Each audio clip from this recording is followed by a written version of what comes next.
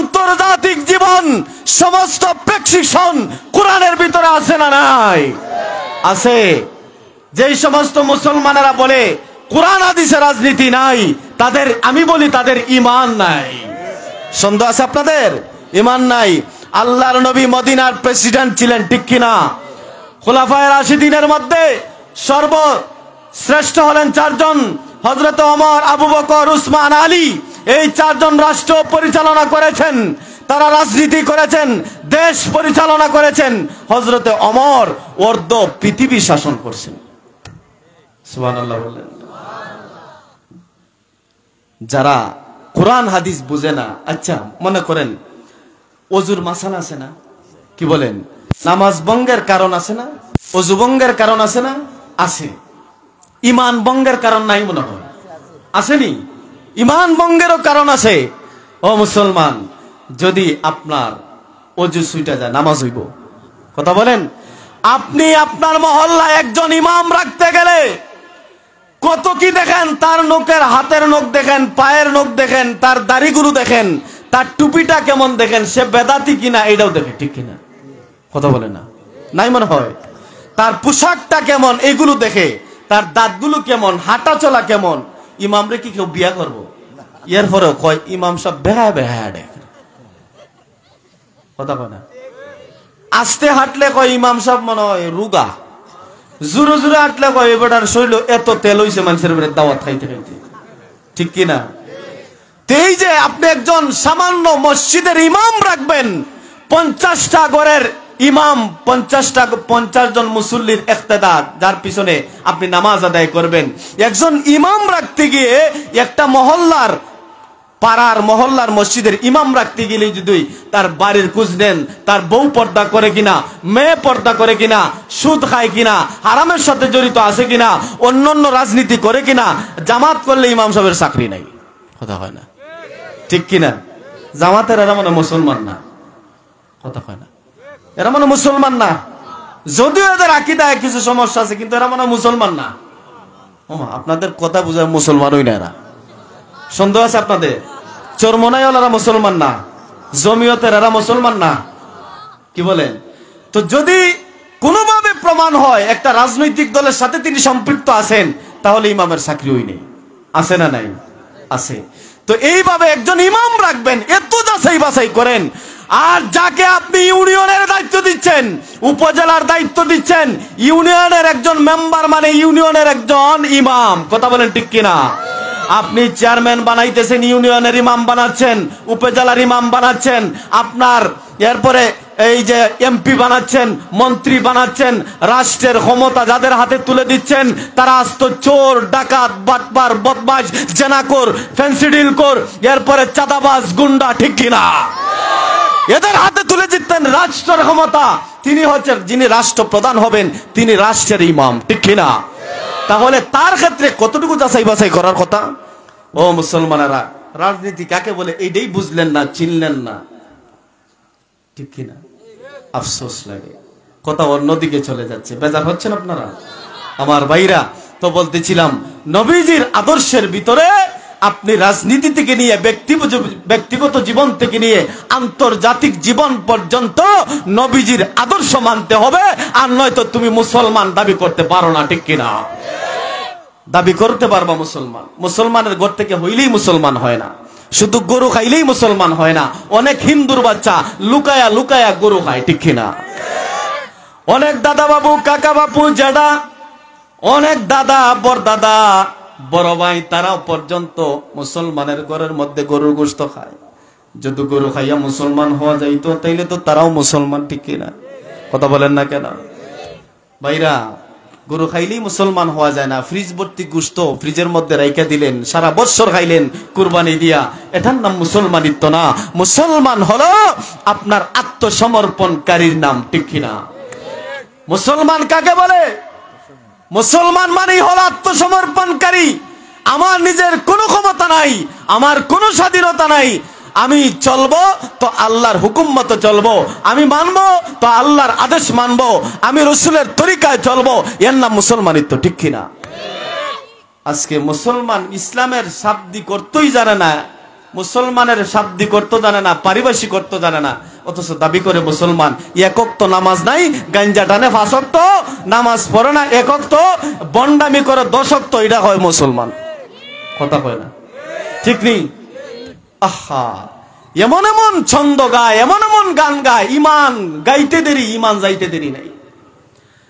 বলে কি মাওলানা মাওলানা বাবা মাওলানা, মাওলানা মাওলানা বাবা মাওলানা, দিন দুনিয়ার মালিক বাবা মাওলানা। আরো আসতে বল না, দিন দুনিয়ার মালিক কেডা? হয় নাই, হয় নাই, জুড়ে বলেন দিন দুনিয়ার মালিক কে? কেউ যদি বিশ্বাস করে তার পীর দিন দুনিয়ার মালিক, আল্লাহর কসম করে বলতেছি তার ইমান যাইতে দেরি হবে না। এরপরে কি কয় জানেন? আমগো বাবার দরবার শরীফ হুরে নূরে করে তারিফ, কেউ বলে মদিনা শরীফ, কেউ বলে খানায়ে কাবা।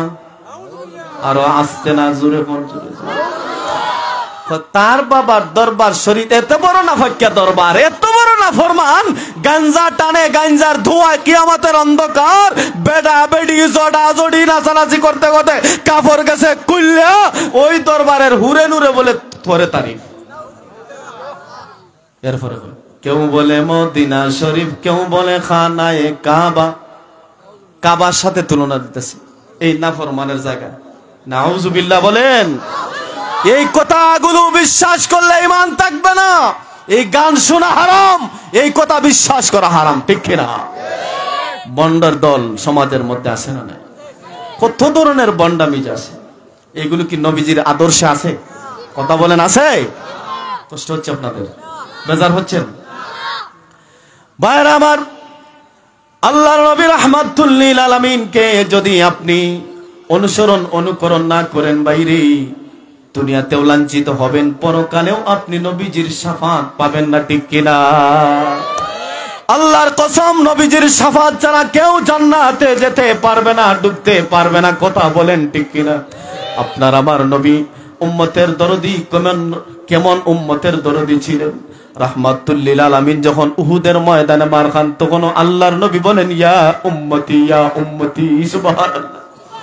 রাহমাতুল লিল আলামিন খাবারের মধ্যে বসেন, খাবারের মধ্যে উম্মতের কথা স্মরণ হয়ে গেছে। মুসলমানেরা খাবারের প্লেটটা ধাক্কা দিয়ে দূরে সরাই দিয়েছেন, নবীজি খাবার খান নাই। সুবহানাল্লাহ। আল্লাহ পাকের নবী তায়েফের ময়দানে দাওয়াত নিয়ে গেলেন, কালেমার দাওয়াত দিবেন। তায়েফের জমিনে আল্লাহর নবীকে ইট পাটকেল নিক্ষেপ করতে করতে নবীজির শরীর থেকে রক্ত ঝরাইছে রে মুসলমান। সেই নবী তখন উম্মতের জন্য কান্না করেছেন, আয় আল্লাহ, এই সমস্ত আমার উম্মতেরা বুঝে নাই, এরা বুঝে নাই, আল্লাহ এদেরকে আপনি মাফ করে দেন। আল্লাহুম্মা গফিরলি কওমি ফাইন্নাহুম লা ইয়ালামুন। সুবহানাল্লাহ। আল্লাহ এরা বুঝে নাই, এরা বুঝ, এদেরকে মাফ করে দেন। সুবহানাল্লাহ। কপালপুরা মুসলমান জাতি সেই নবীকে চিনল না, সেই নবীর আদর্শ মানল না। আপনার আমার নবীকে আল্লাহু আকবার, আল্লাহু আকবার। নবীজি রাহমাতুল লিল আলামিনের কাছে একদিন জিবরাইল আসলেন। জিবরাইল আমিন আয়েশা বলে, ইয়া রাসূলুল্লাহ, 7টা জাহান্নামের বয়ান আপনাকে শোনাবো। 7টা জাহান্নামের বয়ান শোনাইলেন। একটা একটা করে 6টা জাহান্নামের বয়ান শোনানোর পরে জিবরাইল এসে থেমে গেলেন, কথা বলে না। নবীজি বলেন, জিবরাইল থামলা কেন, কথা বলো না কেন? জিবরাইলের চোখ থেকে পানি টপ টপ টপ টপ করে পড়তেছিল মুসলমান।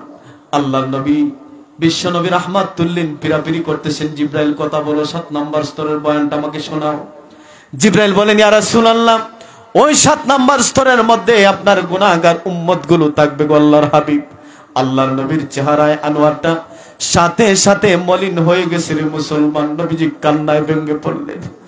আল্লাহর হাবিব কান্না করতে লাগলেন। জিবরাইলকে বিদায় দিয়া দিলেন, জিবরাইল চলে গেলেন। আল্লাহর নবী রাহমাতুল লিল আলামিন হাদিসের মধ্যে আছে, নবীজি শুধু ফরজ সালাতের সালাম ফিরাইয়া নবীজি হুজরার ভিতরে চলে আসেন।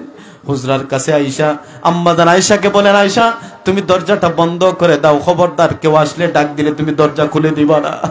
আম্মাজান আয়েশা দরজা বন্ধ করে দিলেন। সাহাবীদের সাথে কোনো কথা বলেন না। সাহাবায়ে কেরাম পেরেশান, কি হয়ে গেল নবীর, কি হয়ে গেল আমাদের সঙ্গে? নবীজি কেন কথা বলেন না? আমরা কি কেউ নবীকে অজান্তে কষ্ট দিয়ে ফেললাম নাকি? নাকি নবীজিকে কোনো কাফের বেঈমান কটু কথা বইলা কষ্ট দিয়েছে? সাহাবায়ে কেরাম কান্নায় ভেঙে পড়লেন, কেউ খানা দানা সবাই ছেড়ে দিলেন। আল্লাহর নবী বেজার থাকবেন, সাহাবীরা বরদাস্ত করতে পারে না, ঠিক কিনা?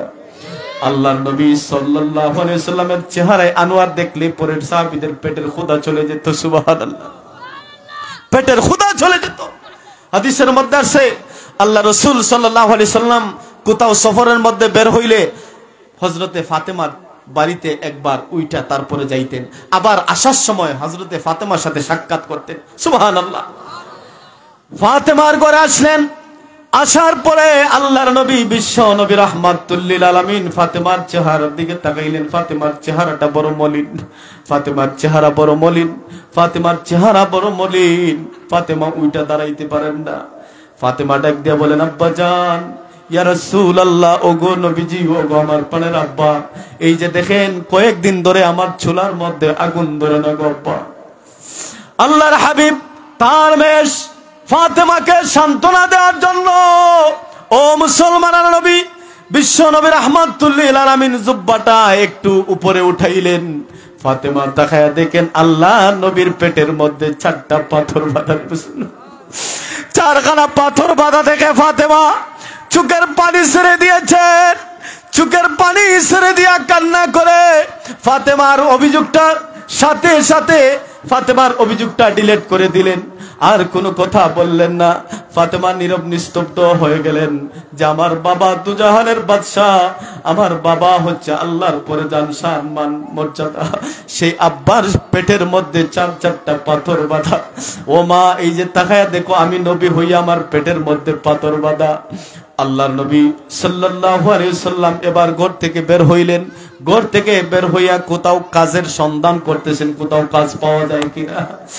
আল্লাহর হাবিব সাল্লাল্লাহু আলাইহি সাল্লাম ঘর থেকে বেরিয়ে কাজের সন্ধান করতেছেন, কাজের তালাশ করতেছেন।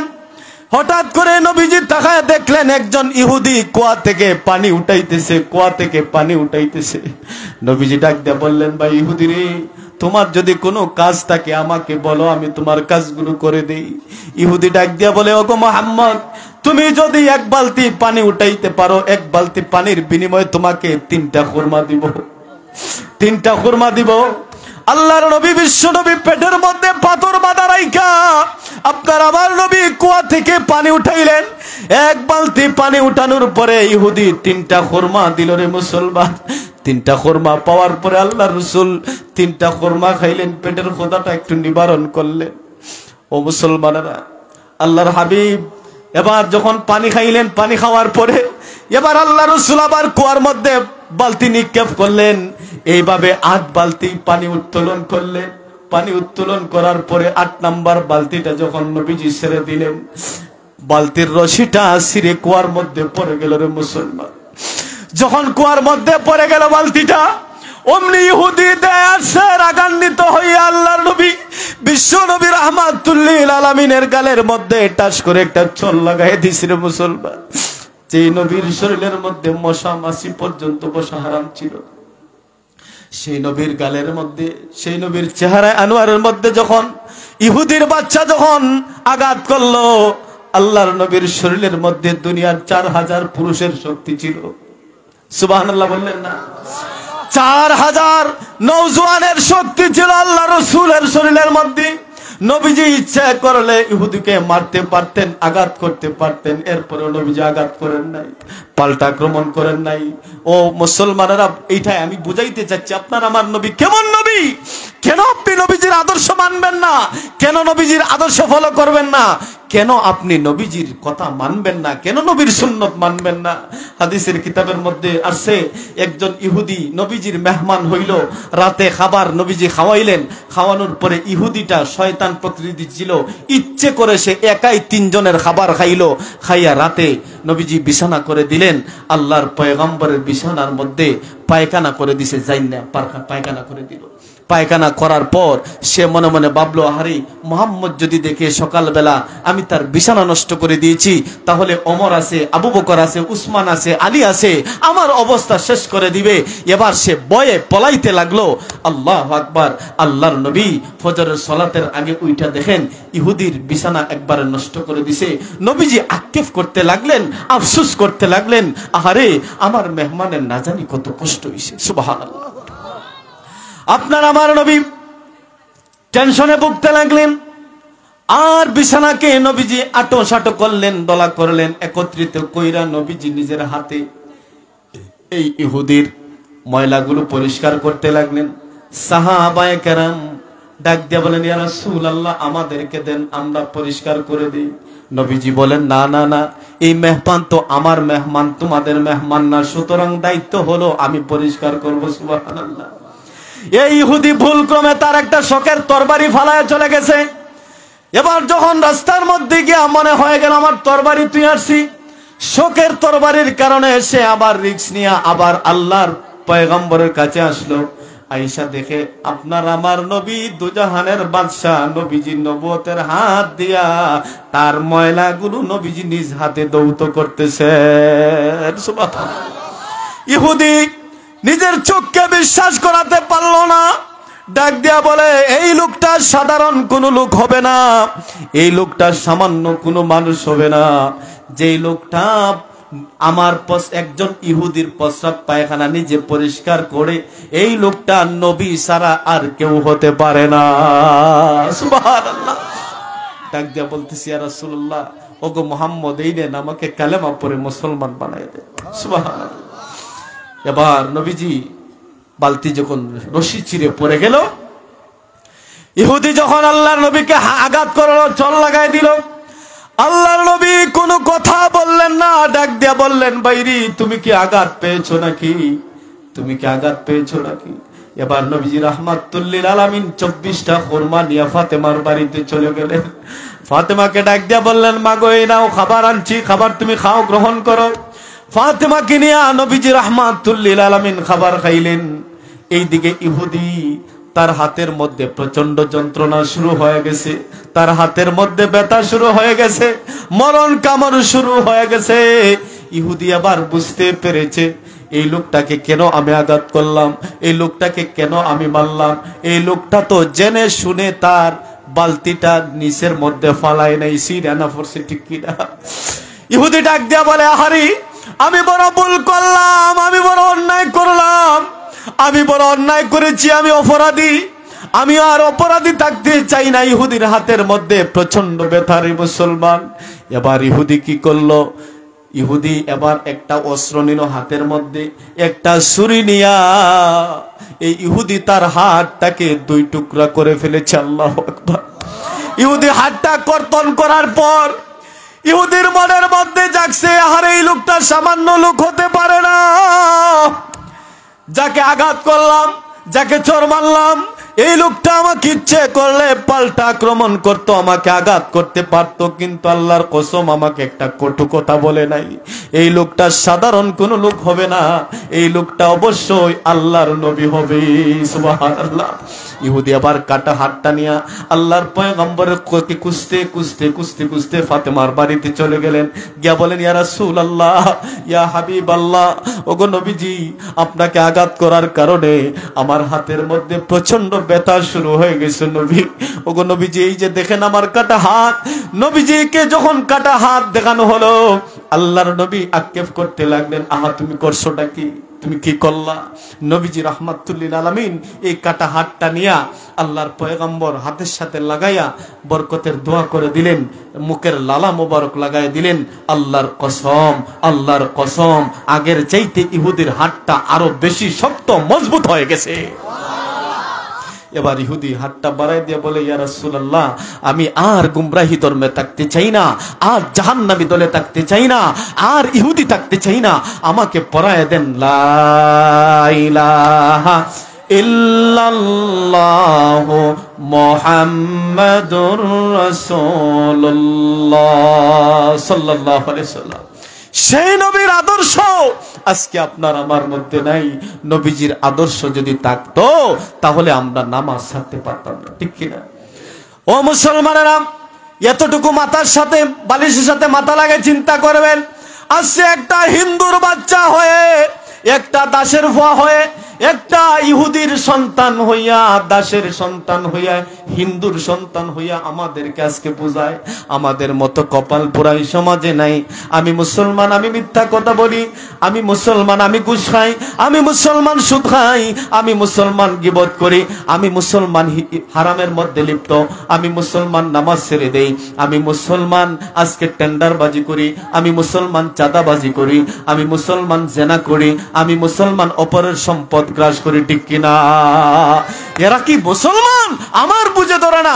আগেকার জমানার মুসলমান দিগকে দেইকা অন্যান্য ইহুদি খ্রিস্টানরা মুসলমান হইতো, আর আপনার আমার চরিত্র এমন খারাপ হয়েছে, আপনার আমার চরিত্র দেখলে যারা মুসলমান হবে তারা আবার অন্য ধর্মে চলে যাবে, ঠিক কিনা? কেন? আপনার আমার চরিত্র খারাপ হয়ে গেছে। আপনার আমার চলাফেরা, উঠা বসায় বোঝা যায় না আপনি আমি মুসলমান বলে, ঠিক কিনা? একটু চিন্তা করেন, আজকে দাসের ছেলে হয়ে তার মাথায় টুপি, মুখে দাড়ি, নবীজির সুন্নতি পোশাক আছে, আমি মুসলমানের বাচ্চা হইয়া কেন পারি না? কেন পারি না? আমার কপাল পুড়ছে, ঠিক কিনা? আমার কপাল পুড়ছে। আর কবে বুঝবেন আপনারা? ও মুসলমানেরা, আমাদের আজকে আমলের ত্রুটি, নবীজির আদর্শ নাই। এই জন্য জায়গায় জায়গায় আমরা মুসলমানেরা লাঞ্ছিত, অপমানিত, পদদলিত, মার খাচ্ছি, ঠিক কিনা?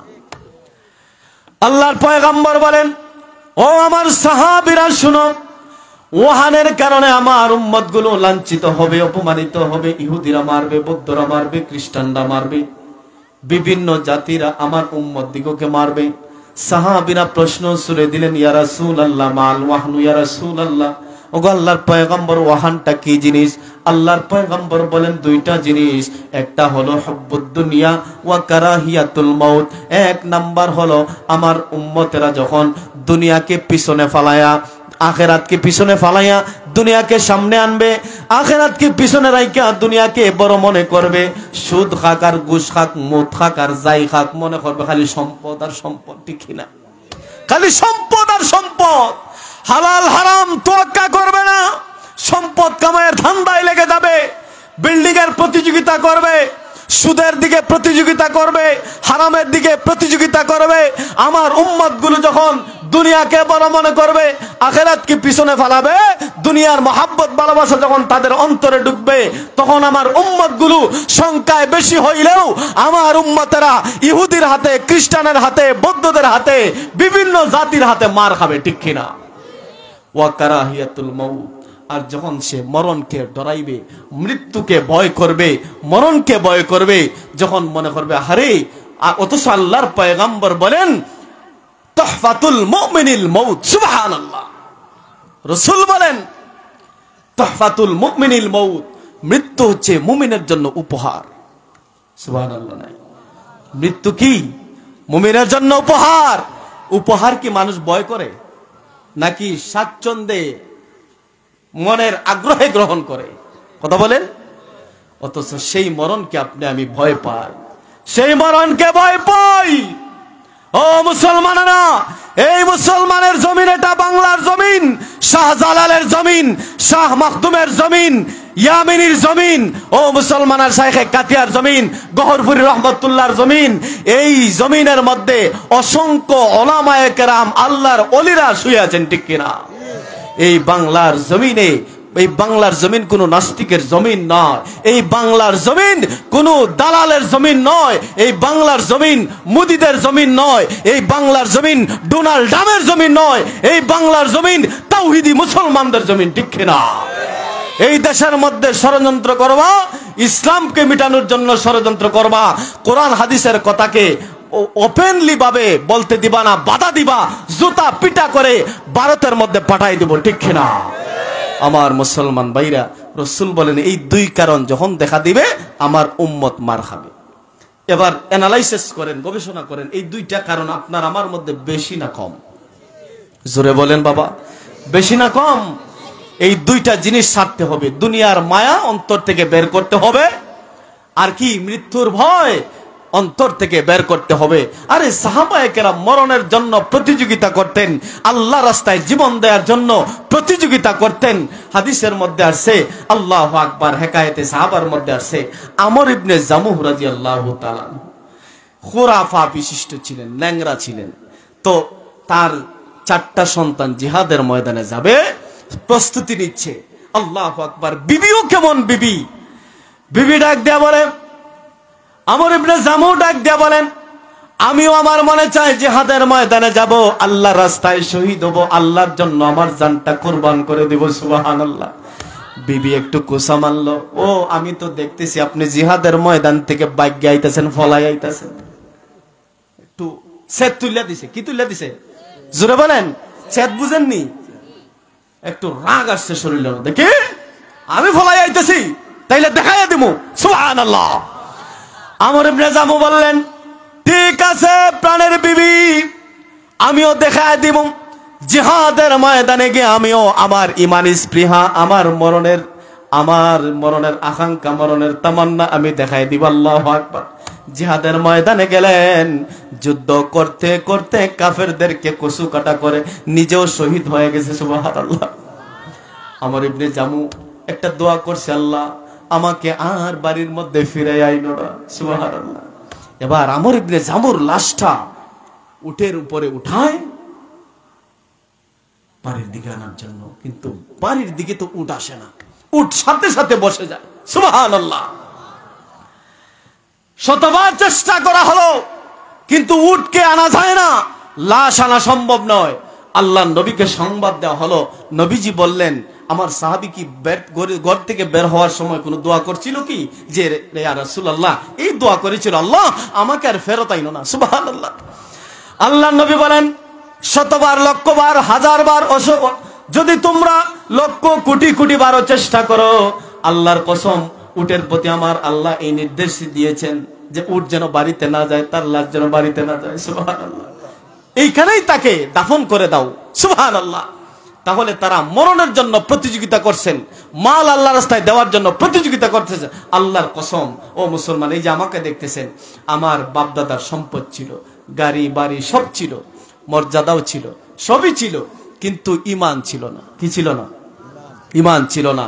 আল্লাহর শপথ করে বলি, ওয়াল্লাহি বিল্লাহি তাল্লাহি, শুনেন, আপনার যে সম্পদ আছে, গাড়ি আছে, বাড়ি আছে, মেইল আছে, কারখানা আছে, আপনার সুইস ব্যাংকে টাকা আছে, আপনাকে দেখলে পরে মানুষ চেয়ারটা আগে দেয়, কিন্তু আপনার মধ্যে ঈমান নাই, আল্লাহর কসম আপনার চাইতে কুকুর ভালো। আর আসতে বলেন। কিন্তু মুসলমানেরা, আপনার সম্পদ নাই, টাকা নাই, ঘর নাই, বাড়ি নাই, লোকে দেখলে পরে আপনাকে আগে চেয়ারটা দেয় না, ঘৃণা করে, ঘৃণার নজরে দেখে। আপনার চেহারা ভালো না, উস্কো কুস্কো চুল, পিস কাটিং ভালো না, এরপরে আপনার কাপড়টা ময়লা, জীর্ণ শীর্ণ পোশাক। আল্লাহর কসম কেটে বলি, যদি আপনার ভিতরে ঈমান থাকে, আল্লাহর কসম, আল্লাহর কসম, এই দুনিয়ার সমস্ত ইহুদি খ্রিস্টান থেকে আপনি সর্বোত্তম মানুষ। সুবহানাল্লাহ। আপনার দাম কেমন? আল্লাহর আরশে আজিমের চাইতেও বেশি দাম আপনার। সুবহানাল্লাহ। একজন মুমিন মানদার কেমন দাম, কেমন দাম, আল্লাহ পাকের আরশে আজিমের চাইতেও বেশি দাম। ও মুসলমান, শুধু ঈমানটাই ছিল না, তাহলে আমার কোনো মূল্য ছিল? আমার কোনো দাম ছিল? আল্লাহর কসম, একটা সেজদার ভিতরে আল্লাহ এত মজা লাগাই দিছে, দুনিয়ার বাদশাও যদি বানায়, এই সম্মান, এই মজা আমি পাবো না। সুবহানাল্লাহ। মুসলমান ভাইরা, আপনার একটু হাতটা জাগান তো। লিল্লাহি তাকবীর। ভাই, আল্লাহর শপথ করে বলি, আমি যখন হিন্দু থাকতাম, হিন্দু অবস্থায় আল্লাহর ঘর মসজিদ দেখলে পরে কান্না করতাম, মালিক তোমার কুদরতি পায়ে সেজদা দেওয়ার তৌফিক দাও। আল্লাহ মসজিদে ঢুইকা, আল্লাহ মসজিদে ঢুইকা তুমি তোমার কুদরতি পায়ে সেজদা দেওয়ার একটু তৌফিক দাও, কান্না করতাম। আর আজকে মুসলমানের বাচ্চা নামাজ পড়ে না, আমার বুঝে ধরে না। আরে মুসলমান, তুমি নামাজ পড়লা না, আল্লাহর হুকুম মানলা না, নামাজ পড়ো না। আজকে মুসলমান নামাজ না পড়া মসজিদে আজান হয়, আর মুসলমানের বাচ্চা মসজিদের সামনে দিয়ে দৌড়ায়। হ্যাঁ, শয়তান না আজান শুনলে দৌড়ায়, আপনি দৌড়াইবেন কেন? আপনি তো মুসলমান, আপনি তো ইমানদার, আপনি তো দৌড়ানোর কথা না। আজান শুনলে পরে দৌড়ায় শয়তান, ঠিক কিনা? আপনি দৌড়ান কেন? আপনি কি শয়তান? বড় আফসোস লাগে। অথচ নবী বলেন যে নাকি নামাজ পড়লো না, যে নামাজ ছেড়ে দিল, তার তো ইমানই থাকলো না। ঠিক কিনা? বাইনাল আবদে ওয়া বাইনাল কুফরে তারকুস সালাহ, বান্দা এবং কুফরের মধ্যে পার্থক্যই তো নামাজ। হিন্দু নামাজ পড়ে না, আপনিও নামাজ পড়লেন, আপনার মধ্যে হিন্দুর মধ্যে কোনো পার্থক্য নাই। কষ্ট পাচ্ছেন আপনারা? আল্লাহর কসম কেটে বলি বাবার, আপনাদেরকে কষ্ট দেওয়া আমার উদ্দেশ্য নয়। আমরা 6 ভাই 3 বোন ছিলাম, ওইখান থেকে আল্লাহ যাচাই বাছাই করে আমাকে ইসলামের মতো দৌলত দান করেছেন। ইসলাম গ্রহণ করে টক্সি মনে করেন? টক্সি টকি নাই। আমার আল্লাহ এত সম্মান দিছেন, এত সম্মান দিছেন, আজকে সারা বাংলাদেশ মানুষ সম্মানের সাথে আমাকে দাওয়াত করে। আজকে মানুষকে আমি বোঝাই, ইসলামের দিকে দাওয়াত দেই, কালেমার দিকে দাওয়াত দেই। এটা কি খারাপ কাজ? আমি কি টক্সি নাকি জিতছি? আল্লাহু আকবার। জাহান্নামের কীট থেকে আমার আল্লাহ যাচাই বাছাই করে ইসলামের মতো দৌলত দান করছেন। আমার ভাইরা, আমি মুসলমান হওয়ার পরে আমার আরো 3টা ভাই আমার হাতে কালেমা পড়ে মুসলমান হইছে। আমার আম্মার পিছনে মেহনত করলাম, আম্মাও কালেমা পড়ে মুসলমান হইছেন। কিন্তু আব্বাকে চেষ্টা করেও পারি নাই। হেদায়েতের মালিককে আল্লাহ। এরপরে আরো 2টা ছেলে, আমি গুনাহগার, হাতে কালেমা পড়ে মুসলমান হইছে। আর একটা ছেলের সাথে কথা হচ্ছে, সেও কথা দিয়েছে যে হুজুর, সেও কথা দিয়েছে। আমি যখন 22 তারিখে 21 তারিখ মাহফিল রাখছি জকিগঞ্জ 12টাকুর, ওইখানে যাওয়ার পরে সে কথা দিছে যে কালেমা পড়ে মুসলমান হবে। আলহামদুলিল্লাহ বলেন। আমার বাইরে এই যে দিনে আঞ্জাম দিতেছি, দিনের দিকে দাওয়াত দিতেছি, আপনারা কি বেজার নাকি খুশি? আমার বাইরা, আজকে একটা কথা দেন, আপনারা নামাজ পড়বেন তো ইনশাআল্লাহ? নামাজ পড়বেন তো ইনশাআল্লাহ? নবীর আদর্শ মানবেন তো ইনশাআল্লাহ? তাহলে যেই ভাইদের দাড়ি নাই, আমি বলবো, ও ভাই, এই দাড়ি কাইটা নবীজির কলিজায় আর আঘাত দিও না, আর আঘাত দিও না। যুবক, তোমার মতো কত যুবক দুনিয়া ছেড়ে বিদায় নিয়ে চলে যায়। আজকে মরার জন্য বয়স হতে হয় না, মরার জন্য দাড়ি পাকা শর্ত নয়, মৃত্যুর জন্য আপনার মেয়ে বিয়ে দেওয়া শর্ত নয়, মৃত্যুর জন্য আপনাকে বুড়া হতে হবে এমন কোন শর্ত নয়। মরণ, আজরাইল, জওয়ান বুড়া কাউকে চিনে না, ছাড় দেয় না। ঠিক কিনা? কখন মরবেন? আপনার আমার মতো কত যুবক গাড়ি নিয়ে বেরোইছে, রাস্তার মধ্যে ধাক্কা লাইগা, টাকের সাথে ধাক্কা লাইগা, দেখা যায় মগজ একদিকে, হাত একদিকে, পা একদিকে, আসে না নাই? একটু চিন্তা করেন, আমি যদি মারা যাই, এই যে আমি ইহুদি খ্রিস্টানদের চরিত্র গ্রহণ করলাম, নেইমারের স্টাইলে চুল কাটলাম, মেসির স্টাইলে চুল কাটলাম, আল্লাহর নবী তো কিয়ামতের কঠিন ময়দানে আমাকে উম্মত বলে পরিচয় দিবে না। ঠিক কিনা? তখন এর চাইতে আফসোসের আর কিছুই থাকবে না বাবা। যাই হোক, আমি আপনাদেরকে অনেক কষ্ট দিয়ে ফেললাম, কষ্ট দিলাম। আমার ভাইরা, আপনাদের মসজিদের উদ্যোগে মাহফিল না, কি বলেন? কালেকশন আগে হইছে কিছু? আচ্ছা, আমি যেহেতু মুসাফির মানুষ, আপনাদের মুসাফির না হইলেও আমি তো মেহমান, কি বলেন? মেহমান না? তো মেহমানকে সম্মান করা মেজবানের ইমানি দায়িত্ব, কি বলেন? আমি আপনাদের পায়ে হাত দিয়ে বলবো, আমার জন্য না, আমি বলবো না যে ভাই আমাকে টাকা দেন। আল্লাহ দিতেছেন, আলহামদুলিল্লাহ, সম্মানের সাথে চালাচ্ছেন। আপনাদের মসজিদের জন্য আমি সর্বপ্রথম